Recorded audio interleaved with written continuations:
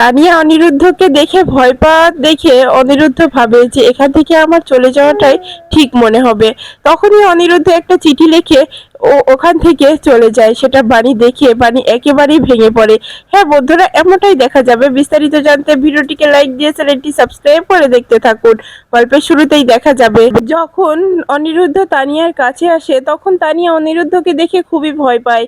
তানিয়া বারবার বাণীর কাছে ফিরে যায় আর বলে যে এখানে মরে গেছে মরে গেছে। কথাটা শুনে অনিরুদ্ধ খুবই কষ্ট পায়। এরপরে বাণী বলে যে মিস্টার চ্যাটার্জি, আপনি বাইরে যান, আমি দেখছি মামামের কি করা যায়। মামামকে ঘুম পাড়িয়ে আমি বাইরে এসে আপনার সঙ্গে কথা বলছি।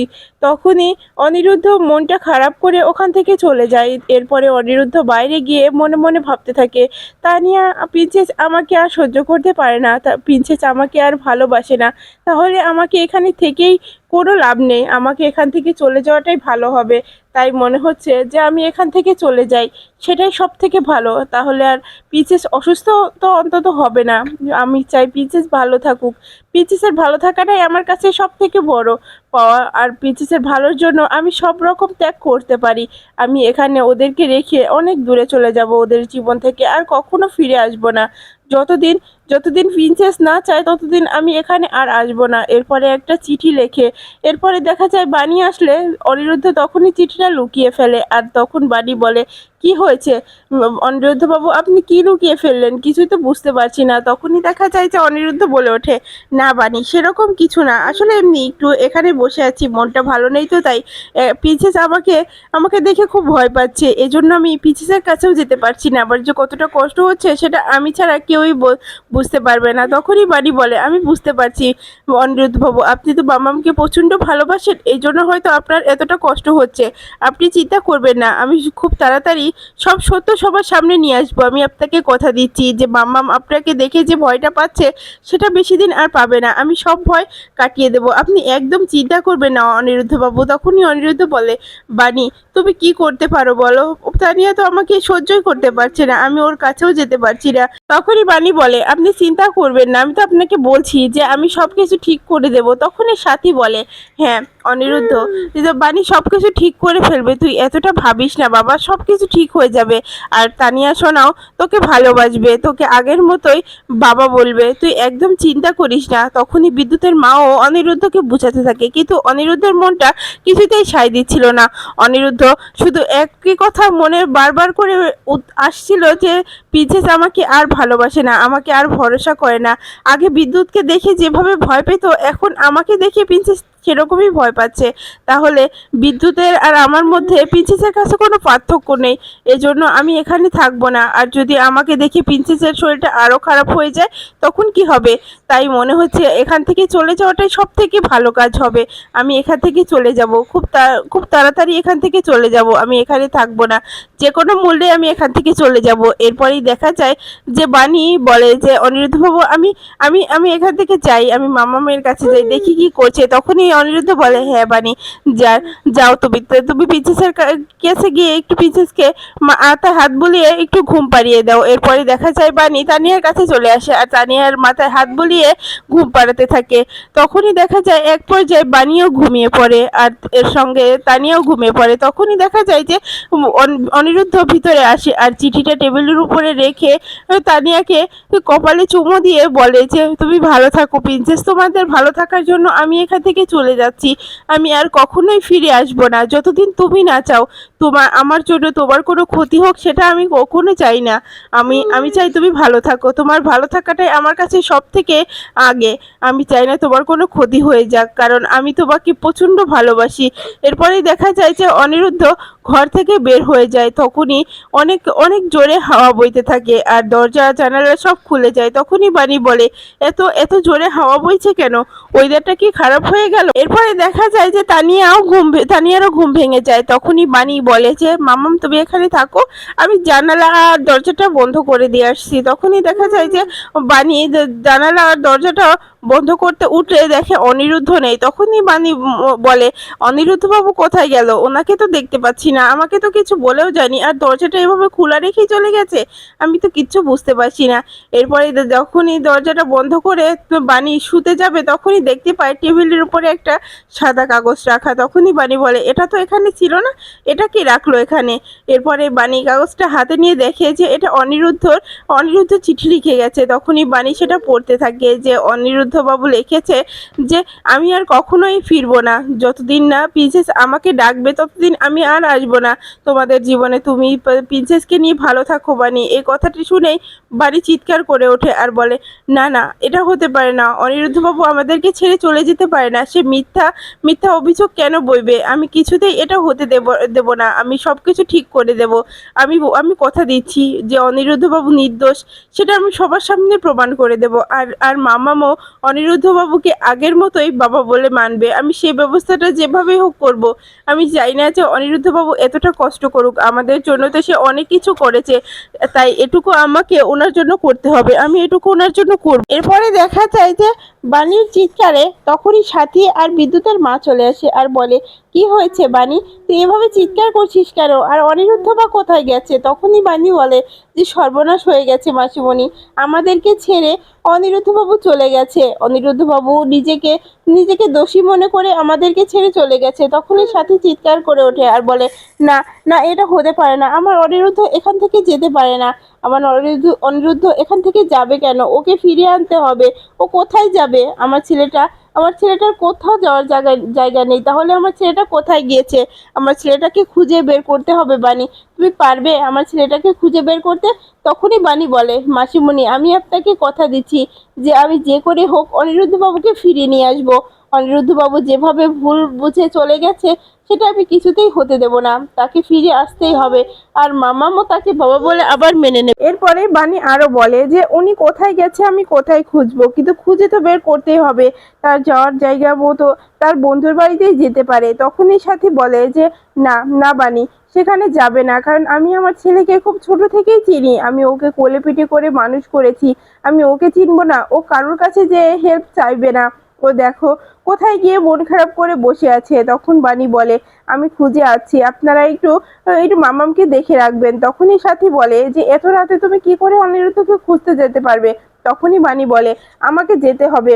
আমি আমি যে করে হোক অনিরুদ্ধ বাবুকে খুঁজে আনবই। তখনই দেখা যায় যে বানি বাইরে এসে সব জায়গায় খুঁজতে থাকে আর মনে মনে ভাবতে থাকে যে আমাদের জন্য তো কত কিছু করেছে অনিরুদ্ধ বাবু।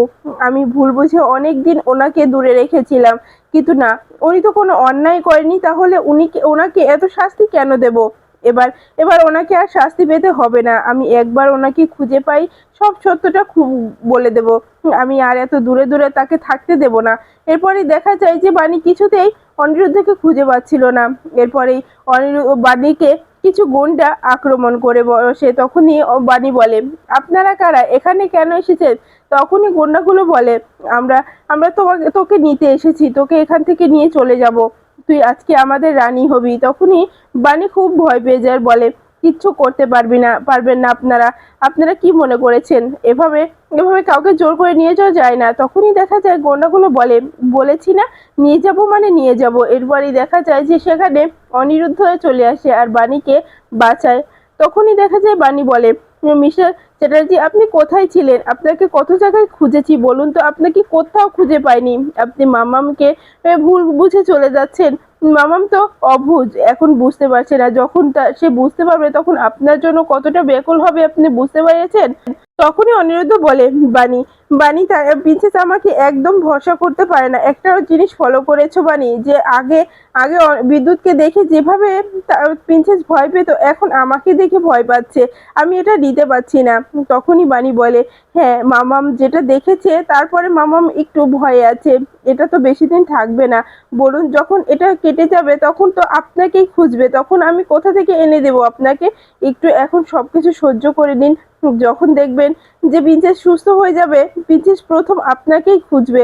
তখনই অনিরুদ্ধ বলে, বানি, আমি এগুলো আর নিতে পারছি না। এটা আর কতদিন চলবে? প্রিন্সেস আমার সঙ্গে কথা না বললে আমার একদম ভালো লাগে না। কেউ বুঝুক আর নাই বুঝুক, তুমি তো বুঝো যে আমি যা কিছু করেছি প্রিন্সেসের ভালোর জন্য করেছি। প্রিন্সেসের ভালো মন্দ সবকিছু আমি দেখতে চাই। এই জন্য প্রিন্সেসকে আমি আমার মেয়ের জায়গায় দিয়েছি। কিন্তু প্রিন্সেস আজকে আমাকে ভরসা করতে পারছে না।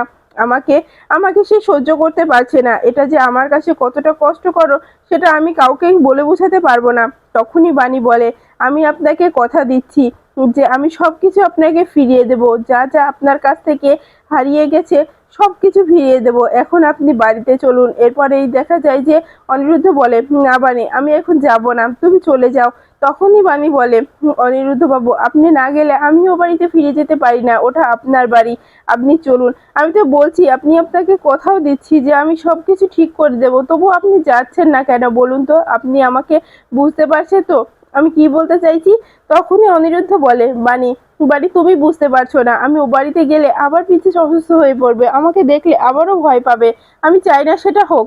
তখনই দেখা যায় যে বানি বলে, না আমি সেটা শুনবো না, আপনি আমার সঙ্গে এখনই চলুন। তখনই বানি অনিরুদ্ধর হাতটা চেপে ধরে নিয়ে বাড়ির দিকে চলে আসতে থাকে। এরপরে অনিরুদ্ধ যখন বাড়িতে আসে তখন সাথী বলে, অনিরুদ্ধ তুই কোথায় চলে গেছিলি? তোকে ছাড়া আমরা অসহায় হয়ে পড়েছি, তুই কি বুঝতে পারিস না আমাদের কাছে তুই কতটা গুরুত্বহীন? তোকে ছাড়া আমরা থাকতে পারবো না বাবা, তুই কেন চলে গিয়েছিলি আমাদেরকে ছেড়ে? তখনই অনিরুদ্ধ বলে, মা আমি কি করতে পারি, প্রিন্সেস আমাকে একদম ভরসা পারছে না, আমাকে বাবা বলতে পারছে না, আমাকে দেখলে প্রিন্সেস ভয় পাচ্ছে, আমি এখানে থাকলে আমাকে প্রিন্সেস দেখবেই, সেজন্যই আমি প্রিন্সেসকে ভালো রাখার জন্য এখান থেকে চলে গেছিলাম। তখনই সাথী বলে, না অনিরুদ্ধ এই সিদ্ধান্ত নেওয়াটা আমি তোমার সঙ্গে একমত হতে পারছি না, কারণ তোমার প্রিন্সেস এখন ছোট, তানিয়া সোনা যখন যখন সবকিছু বুঝতে পারবে তখন এমনিতেই তোমাকে মেনে নেবে। অনিরুদ্ধ তুমি বুঝতে পারছো তো আমি কি বলতে চাইছি?